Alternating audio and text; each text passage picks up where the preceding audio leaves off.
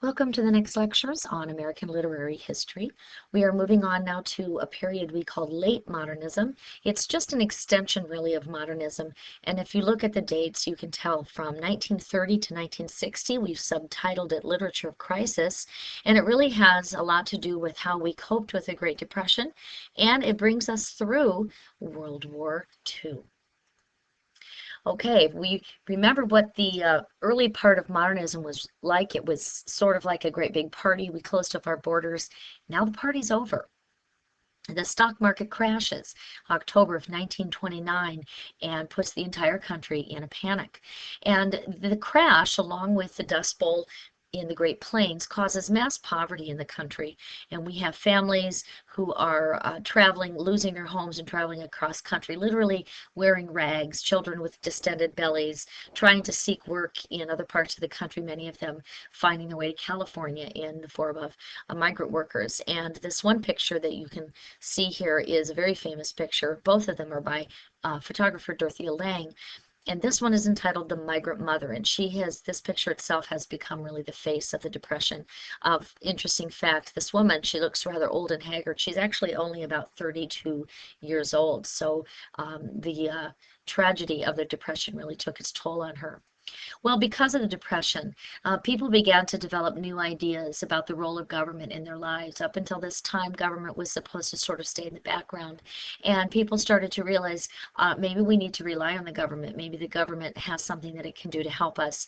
And so President Franklin Delano Roosevelt, FDR, instituted a plan called the New Deal, and it was a plan of recovery for the nation, and many elements of the New Deal are still in place today, and you'll learn definitely more about that in your history class. One of the elements of the New Deal was something called the Works Progress Administration, and it was basically, again, the government getting involved in creating jobs. Many writers and photographers were hired to document the American experience, anywhere between or from the migrant workers all the way to ex-slaves. There are volumes and volumes of WPA slave narratives. As you can see in this picture, created all kinds of jobs in many different industries, including building America's roads. In fact, if you look at this map, these are the street projects in June of 1936, and we can thank the WPA for really building a lot of roads and dams and doing all kinds of projects all throughout the country that we still use today. The WPA further employed many journalists, and as a result, journalists and photographers were able to maintain employment. Because of this, writing took on a documentary flavor. We had writers following those migrant workers around in the migrant worker camps, and many of the novels and the stories written during this time told of that tragedy, the tragedy of the American people. One of the most famous ones that incidentally also changed public policy and awareness of the migrant workers was The Grapes of Wrath, written by John Steinbeck. In addition to the conflict and the problems that we had in our own country, there was a growing unrest in Europe as well. You have the Nazis, you have Stalin and Mussolini, all kind of creating that axis of evil and gearing up for what was to become the huge worldwide conflict, World War II. In literature during this time, it's probably no surprise that the focus is on sadness and the loss of the individual. When you have many, many downtrodden people who are searching for work and just a way to stay alive, you sort of lose the value of the individual person. So that focus on the individual sort of gets lost. People get lost in the crowd, basically.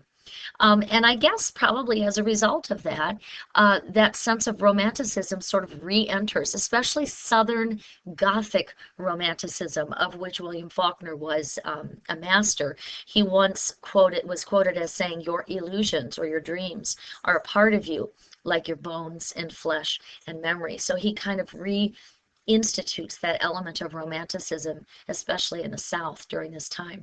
We also have, as I mentioned previously, epic novels such as The Grapes of Wrath. These great big, John Dos Passos wrote the USA Trilogy, which was 3 huge volumes of the American experience. And so we have these huge epic novels kind of chronicling the history of our country.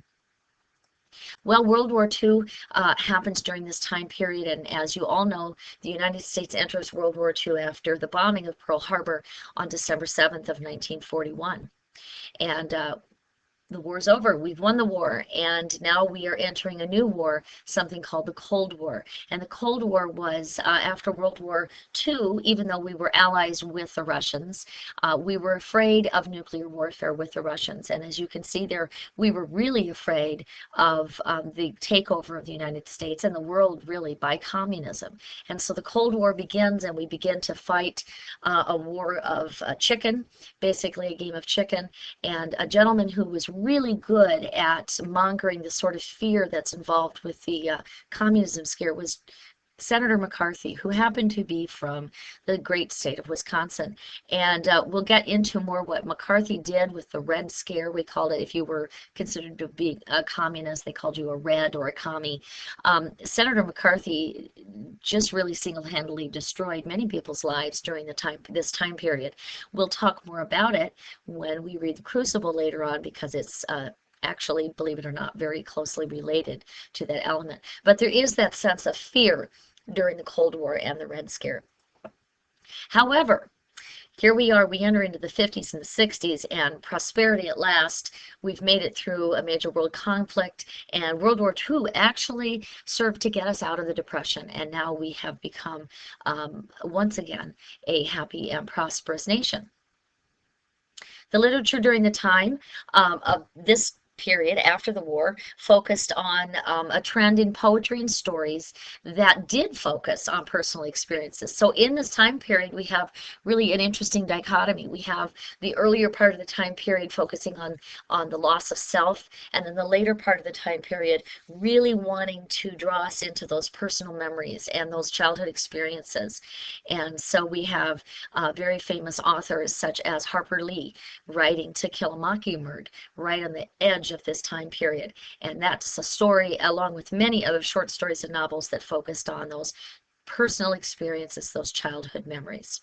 And lastly, the authors of the time include John Steinbeck, there he is, who wrote The Grapes of Wrath. We have, as I said before, John Dos Passos, who wrote the USA Trilogy.